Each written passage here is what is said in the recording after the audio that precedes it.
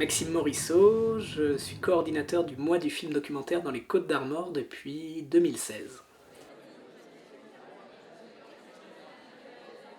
On n'avait jamais fait de documentaire, donc on est parti sans méthode, de manière un peu intuitive. Et donc on est parti un peu comme ça, sans savoir si on était en train de filmer le Titanic ou une success story, voilà, on ne savait pas très bien où ça allait.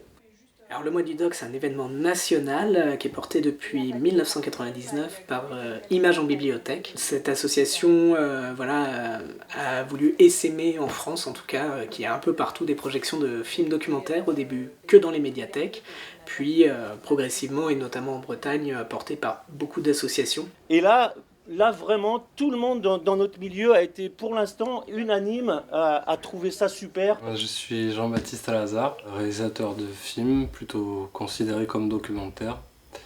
Et je présente actuellement Festa Major. J'ai déjà réalisé 3 longs métrages documentaires et un court métrage.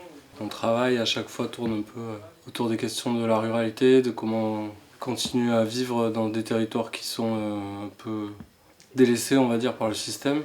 Et comment on investit ces espaces-là, un peu dans ce dialogue qu'il peut y avoir entre, je sais pas, le fait de perpétuer des traditions et en même temps d'essayer de réinventer un peu les choses.